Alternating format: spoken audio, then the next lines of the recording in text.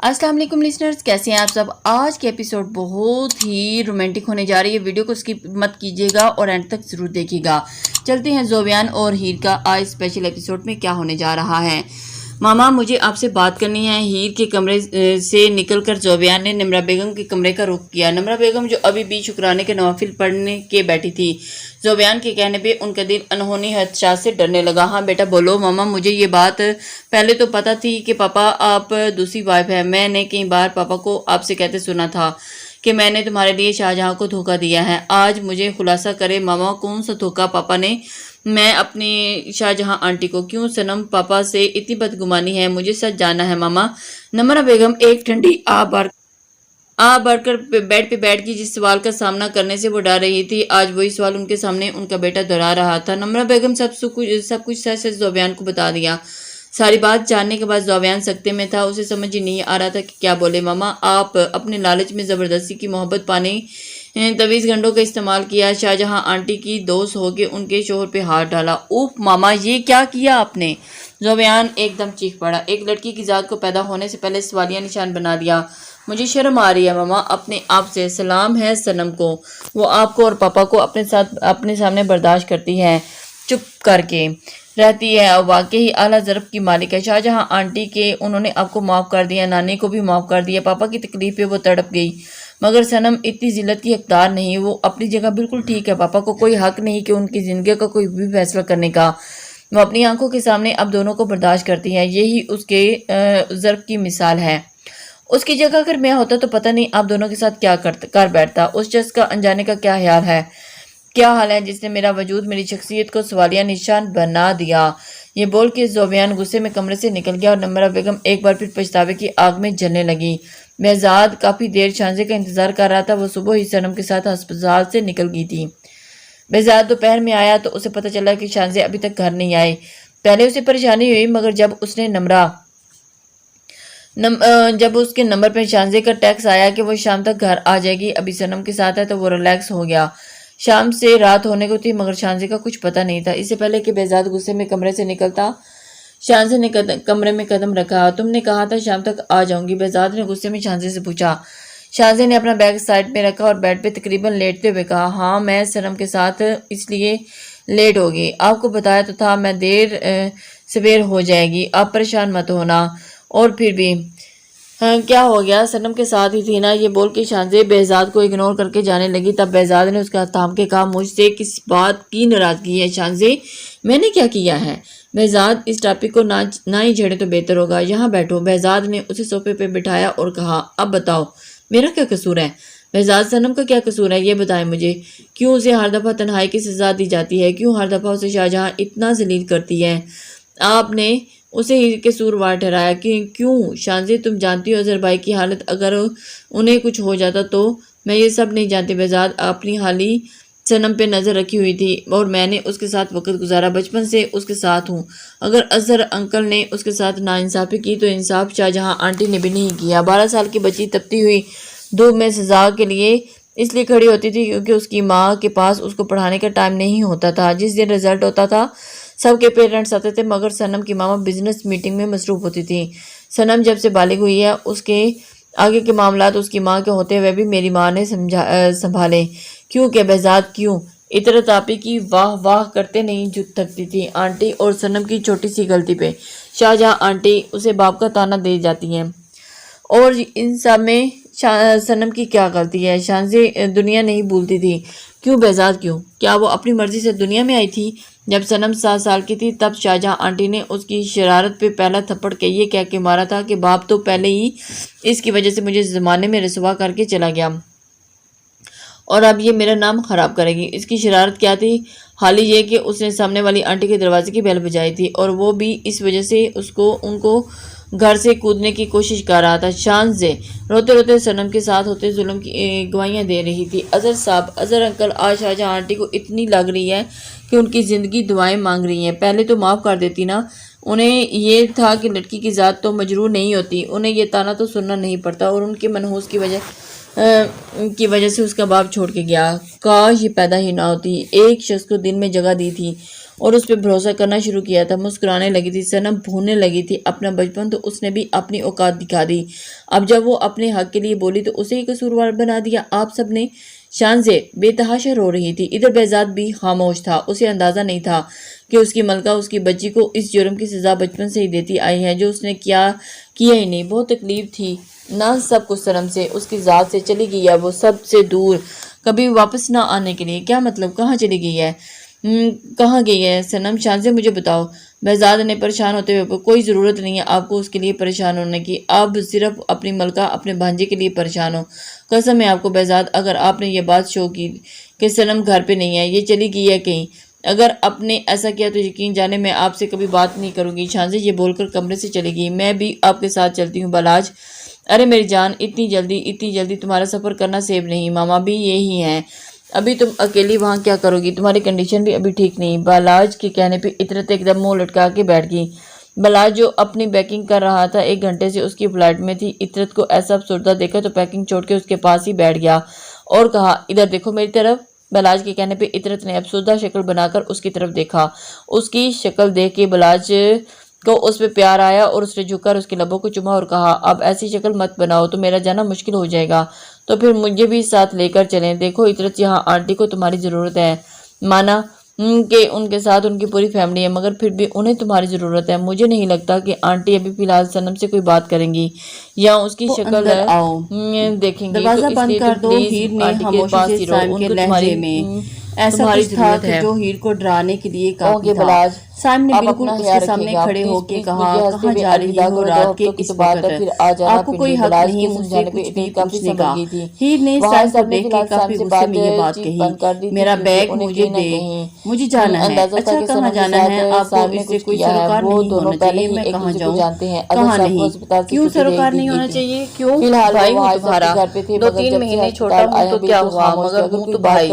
سائم کے کہنے پہ ہیر نے چونک کے سائم کو دیکھا۔ سائم کی بات سن کر ہیر کی آنکھوں سے آنسو گر رہے تھے، تو سائم کا بھی دل کچھ حال ایسا ہی تھا، اس کی آنکھوں میں بھی نمکین پانی جمع تھا۔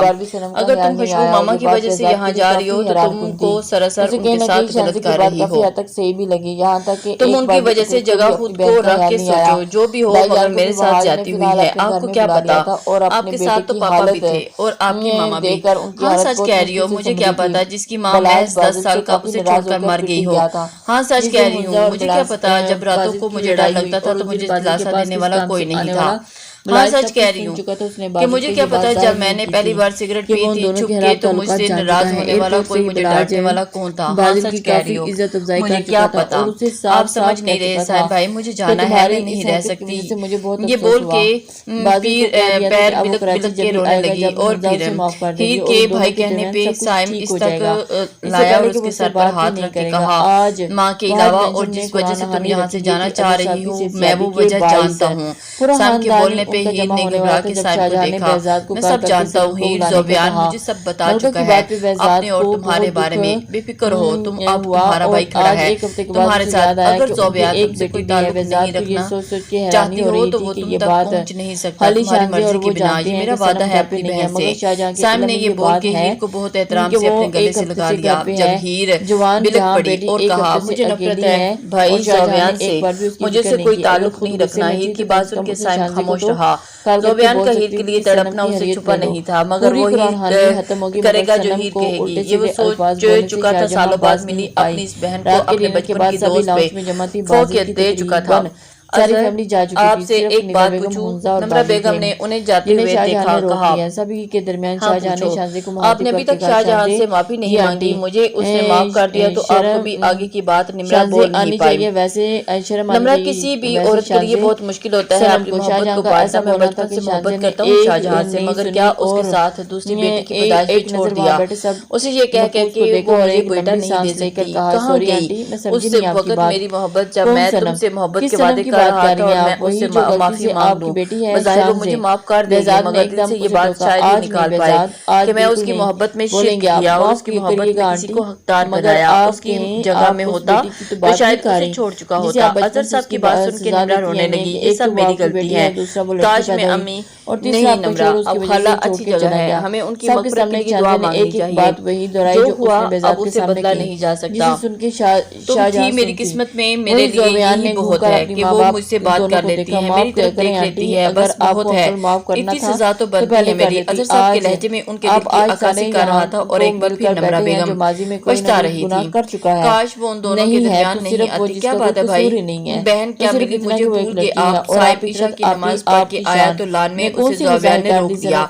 साहिब ने ज़ोबियान की बात पे मुस्कुरा के कहा, ऐसी बात नहीं है, बस थोड़ा मसरूफ था। अगर मैं नहीं आया तुम तक तो तुम मुझ तक आ जाते। ज़ोबियान मुस्कुराया, हीर को तो पहचान चुके होंगे आप। हम जब पहली बार उसे मौत के मुंह से बचाया था जब ही पहचान गया था। मौत के मुंह से मतलब? ज़ोबियान ने घबरा के पूछा। नहीं बताना, बस चले गया ना, अब आप सब लोग आराम से फ्लैट वाला किस्सा सुनाया और साहिब की बात सुन के ज़ोबियान चुप हो गया। जब एक बार फिर साहिब ने कहा, उसकी इस नफरत का तुम अंदाजा नहीं लगा सकते जो वो तुमसे करती है। मुझसे उसने कहा है कि वो तुम्हारे साथ नहीं रहना चाहती, मगर शायद उसने आपको ये नहीं बताया कि मैं उसे किसी कीमत पे नहीं छोड़ूंगा। ये बात नहीं बताई उसने। ज़ोबियान की शिद्दत लहजे में साहिब के माथे पे तेवरी चढ़ी और उसने भी ज़ोबियान के ही अंदाज में से कहा कि मैं अपनी बहन से वादा कर चुका हूँ कि जैसा वो चाहेगी वैसे ही होगा।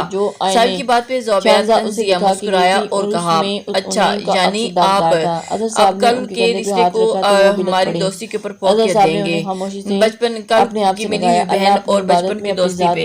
चलो अच्छा है, जो हुआ अब सारे लिहाज मुरव्वत साइड पे रह के ही एक बात आप भी सुन लेंगी कि भाई साहिब भाई, मैंने अपनी मोहब्बत की कसम खाई है कि वो सिर्फ मेरी ही रहेगी। ये बोल के ज़ोबियान जाने लगा जब पीछे से साहिब ने कहा, उस तक पहुंचने से पहले तुम्हें उसके हर रास्ते में मैं मिलूंगा। ज़ोबियान ने बिना मुड़े मुस्कुराते हुए कहा, मैं हर उस चीज को रोक दूंगा जो उसके और मेरे दरमियान आएगी। आपने उनकी बुलाया डैड, बाजुल के कमरे के दरवाजा न करके अंदर झांक के पूछा, हाँ अपनी शेरवानी पसंद कर रही तुम निकाह की, अब देख लें डैड जो आपको पसंद हो मैं वही पहन लूंगा। बाजुल के उनके सामने बहुत एहतराम से कहा, निकाह तुम्हारा है बाजी, मैं कैसे पसंद करूं तुम्हारे लिए कुछ? क्यों डैड, लड़की भी तो आपने पसंद की है, जबकि जिंदगी मुझे गुजारनी है तो फिर कपड़े भी आप सिलेक्ट कर लें। क्या हुआ अगर पहनना मुझे है? ये कह के बाजुल कमरे में रुका नहीं। बाबर साहब की बात सुन के बाबर साहब जहाँ थे वही के वही खड़े रह गए। उनके दिमाग में बाजुल की बातें गूंजने लगी। वो अपनी सोच में इतना गुम थे कि उनके मोबाइल में जब से सारा के डैड की कॉल आ रही थी मगर उन्हें होश नहीं था। नफीसा बेगम ने कमरे में उनके मोबाइल की आवाज सुन के आई, मगर उन्हें सोचों में गरज थे कि उन्हें झटका लगा। इन्हें डरते डरते बाबर साहब का कंधा हिलाया।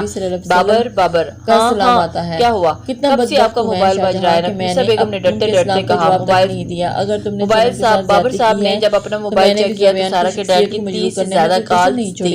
उन्होंने फौरन इन्हें कॉल की। सारा के डैड बोलते जा रहे थे और बाबर साहब जगती उन्हीं की बात कान से सुन रहे थे और बाबर साहब को लगा पूरा घर घूम रहा है। नफीसा बेगम ने उनके चेहरे पे उतार चढ़ाव देख के बात समझने की कोशिश कर रही थी मगर नाकाम रही। कॉल कट होते ही बाबर साहब ने कहा, नफीसा हाँ बाबर क्या हुआ, क्या बोल रहे थे भाई साहब?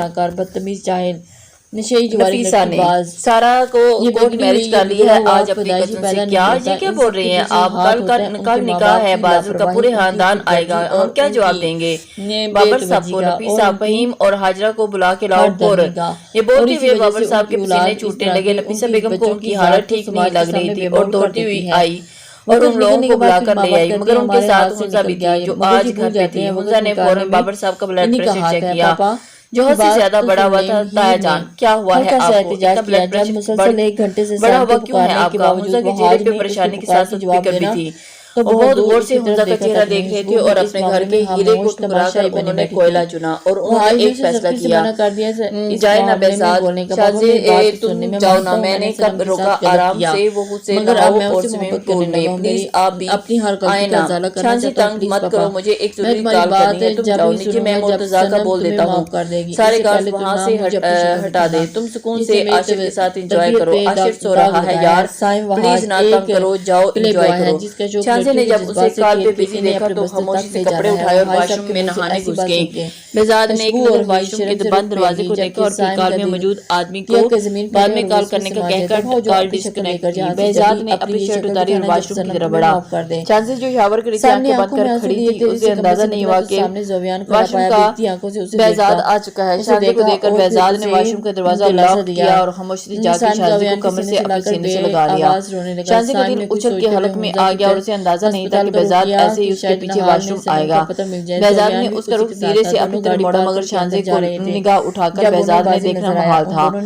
شاہزے کا جسم ہولے ہولے کانپ رہا تھا۔ ایسا نہیں تھا کہ اس نے بہزاد کی قربت محسوس نہیں کی مگر اس طرح سے نہیں۔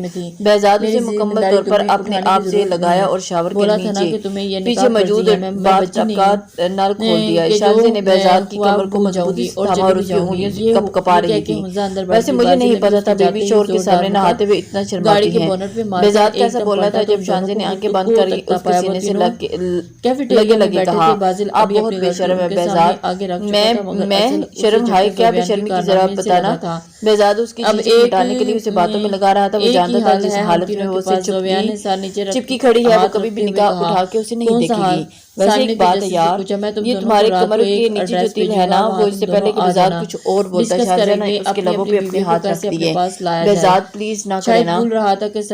کوئی شوہر ایسا کرتا ہے جب اس کی بیوی نہا رہی ہو۔ بہزاد نے اس کے ہاتھ اپنے لبوں سے ہٹائے اور اس کے لبوں پہ جھکتے ہوئے کہا اوروں کا پتہ نہیں مگر بہزاد راجپوت کرتا ہے اپنی جان سے عزیز پیاری بیوی کے ساتھ۔ یہ بول کے بہزاد نے اسے گود میں اٹھایا اور گود میں اٹھائے پانی کے ڈب میں لیٹ گیا۔ بہزاد نے شاہزے کی کمر کو اپنے جب رکھ چکا تھا اور دھیرے دھیرے بہزاد کے پیار میں شدت آنے لگی جس سے شاہزے ڈرتی تھی۔ بہزاد ایک بار پھر اپنے اس کے لبوں پہ اپنی لب رکھی۔ شاہزے ابھی تک بہزاد کے سینے سے لگی تھی۔ شاہزے نے اپنا آپ بہزاد کے حوالے کیا اور بہزاد آپ کو نہیں لگتا ہمارا نہانا ہو چکا ہے۔ بہزاد نے مسکرا کے اسے دیکھا اور کہا اچھا مگر ابھی تو تم مچھلی پڑی تھی میرے ساتھ کھلے آسمان میں نہانے میں غلطی ہوگی مجھ سے۔ آج کے بعد تو میری توبہ جو آپ کو نہانے کا بولو۔ شاہزے کی کہنے پہ بہزاد کو اس سے بہت پیارا ہے اور اس نے شاہزے کی گردن پہ اپنے لب رکھ کے اسے خود سے آزاد کیا اور کہا اب تم سکون سے ناؤ میں جا رہا ہوں۔ یہ کہہ کے بہزاد نے اسے ٹاپ میں چھوڑا اور خود واش روم سے نکل گیا۔ بہزاد کے جاتے ہی شاہزے ایک بار پھر شرمانے لگی۔ بازل گھر آیا تو حنزہ کے ہاتھوں میں مہندی لگی تھی۔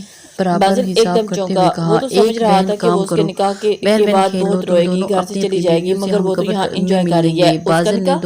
حنزہ جو اپنی مہندی سے لبریز ہاتھوں کو سنبھال کے چڑھ رہی تھی اپنے سامنے بازل کو کھڑا دیکھ کر اسے کوئی خاص فرق نہیں۔ وہ خاموشی سے اپنے کمرے میں چلے گئی۔ حنزہ کی اس حرکت پر بازل کی آنکھیں بھیگنے لگی۔ وہ ڈرتا ہوا اپنے کمرے میں پہنچا۔ اس نے غصے سے کمرے کا حشر نشر بگاڑ دیا مگر یہی اس کے بس نہیں ہوئی اور اس نے فوراً حنزہ کے کمرے گرا لی۔ ہاں لگوالی مہندی دیکھو۔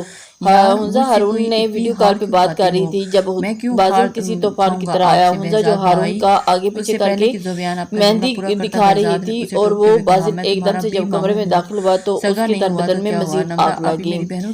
بازل اسے دیکھ کر حیران ہو گیا کہ بازل کے سامنے آنے پر حنزہ نے ہارون سے کہا ہارون میں بعد میں بات کرتی ہوں آپ سے۔ بازل کا تو مانو ہوں نہیں کھول گیا۔ اس نے حنزہ کو موبائل لیا اور کیا بدتمیزی ہے یہ ایسے کیسے تم میرے کمرے میں آئے اور یہ موبائل واپس کر دو میرا۔ حنزہ کے کہنے پہ بازل نے نہ موبائل زور سے دیوار پر دے مارا مگر حنزہ ایک دم ریلیکس رہی۔ اسے اندازہ تھا کہ بازل کو کچھ ایسا ہی کرے گا۔ بازل نے یہ سب بس نہیں کیا۔ اسے مہندی سے لبریز ہاتھوں کو جیسے ہی تھاما وہیں حنزہ نے اپنی انگلیاں اٹھا کر وارن کیا ٹچ نہیں کرنا مجھے ورنہ انجام کے ذمہ دار تم خود ہوگے۔ بازل کی آنکھوں سے صاف پتہ چل رہا تھا کہ وہ رو رو کے آیا ہے۔ اسے حنزہ کی دھمکی سے کوئی فرق نہیں پڑا۔ بازل نے قریب آ کر اس کی کمر کو تھام کر خود کے قریب کیا اور کہا تو آج تم نے یہ مہندی اپنے یار ہارون کے لیے لگائی ہے اس کی فرمائش پہ لگائی ہے۔ ایسا بولتے ہوئے بازل کی آنکھوں سے آنسو گر رہے تھے۔ ہاں لگائی ہے اپنے یار کے لیے مہندی۔ تم کون ہوتے ہو اعتراض کرنے والے؟ میں کون ہوتا ہوں؟ میں یہ بول کے بازل نے غصے سے اس کے بالوں کو اپنی مٹھی میں جکڑ لیا۔ میں جو پل پل مر رہا ہوں تمہارے نہ ملنے سے۔ تم میری بچپن کی محبت ہو حنزہ اور تم بھی مجھے بچپن سے چاہتی ہو اور پھر تم مجھ یہ بتا کے کہتی ہو کہ کون ہوں؟ ہاں کرتی ہوں تم سے محبت بے تحاشا کرتی ہوں بلکہ عشق ہو گیا تم سے۔ جبھی تو بنا پلک جھپکا کے تمہیں قریب آنے دیا کیونکہ مجھے پتہ ہے کہ تمہاری نیت صاف ہے۔ تمہارے دل میں حنزہ فہیم کے لیے صرف محبت ہے، مگر تمہیں تو میری جسم کی حوث تھی۔ جبھی اس دن سے تم نے میری عزت کے ساتھ کھیلنے والے تھے۔ یہ بولتے ہوئے حنزہ کے بھی آنسو گرنے لگے۔ بازل نے اس کو زور سے پکڑا، بازوں کو زور سے کھینچا اور پھر بال چھوڑ کے اس کی چہرہ تھما اور کہا، تم نے بھی تو میرے ساتھ نہیں دیا نا۔ بازل نے بے بسی سے کہا۔ حنزہ نے دوبارہ اسے خود سے دور کیا اور کہا، تو اس کا مطلب تم مجھ سے میری عزت چھین کے اس پہ اپنی محبت کا جھنڈا گاڑو گے؟ مجھے نفرت ہے تم سے بازل، ابھی اسی وقت جان سے دباؤ جو، ورنہ میں اپنے ساتھ کچھ کر بیٹھوں گی۔ میری محبت کی یہ عزت تھی تمہاری نظر میں کہ تم نے میری جگہ کسی اور کو دے دی۔ بازل نے بے بسی سے دیکھتے ہوئے کہا، جو چاہے سمجھو یہاں سے ابھی کے ابھی نکلو۔ حنزہ اسے دھکا دینے لگی۔ بازل نے غصے سے ایک زوردار مکہ سامنے ڈریسنگ کے شیشے پر مارا۔ بازل نے ایک نظر اسے دیکھا، مگر حنزہ کی نظر اس کے ہاتھ پر سے نکلنے والے خون پہ تھی۔ بازل نے ایک بار پھر حنزہ کے قریب آ کے کہا، نئی محبت مبارک ہو۔ یہ کہہ کے بازل کے کمرے سے جانے لگا جب حنزہ نے پیچھے سے کہا، تمہیں بھی نکاح مبارک ہو۔ یہ بول کر لندن میں ہوا سب کچھ اظہر صاحب کو بتا دیا، جسے سن کر خوشبو ایک دم سناٹے میں تھی اور اظہر صاحب نے آگے بڑھ ایک زناٹے دار تھپڑ زوبیان کے منہ پر مارا۔ یہ تو میں جانتا تھا کہ تم بگڑے ہوئے ہو، مگر یہ نہیں جانتا تھا کہ اتنا یقین تھا کہ تم نے نکاح جیسے رشتے کا سہارا لے کر کسی لڑکی کی زندگی برباد کرو گے۔ یہ بول کر جب دوبارہ اظہر صاحب زوبیان کو مارنے لگے تب بہزاد نے ان کا ہاتھ پکڑ لیا۔ چھوڑو مجھے بہزاد، میں آج اسے جان سے مار دوں گا۔ اظہر صاحب، اظہر بھائی پلیز نہ کریں، آپ کی طبیعت خراب ہو جائے گی۔ اچھا ہے بہزاد، مجھے مار جانے دو، آج اس نے کوئی کسر نہیں چھوڑی۔ بہزاد، اظہر صاحب بلک پڑے، پاپا میں محبت کرتا ہوں ہیر سے، مر جاؤں گا اس کے بنا۔ تو مر جاؤ زوبیان۔ اظہر، ہیر نے چیخ کے کہا، اس قصے کو آج ہی ختم کر دوں گی۔ یہ بول کے اپنے ساتھ میں لائے پیپرز کھلا کے جیسے ہی سائن کرنے لگی، زوبیان نے کہا، اگر تم نے ایسا کیا تو میں جان لے لوں گا۔ یہ بول کے زوبیان نے اپنے پاس موجود پسٹل نکالی، وہ جو ہمیشہ کے ساتھ رکھتا تھا۔ یہ کیا بچوں والی حرکت ہے زوبیان، پسٹل نیچے رکھو۔ نہیں پاپا، آج مجھے مرنے دیں، میں زندہ رہ کے کرنا بھی کیا ہے۔ ہیر کو وہ ایک دم دھمکا چکا تھا اور ہیر کا ہاتھ وہیں تھم گیا۔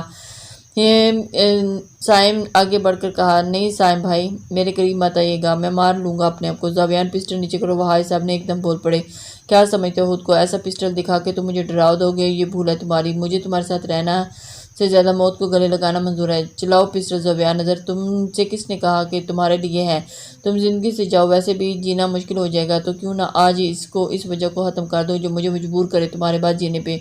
یہ بول کے زوبیان نے ایک نظر مسکرا کے ہیر کو دیکھا اور اپنے ہاتھ پہ پسٹل رکھ کر گولی چلا دی۔ السلام علیکم لسنرز،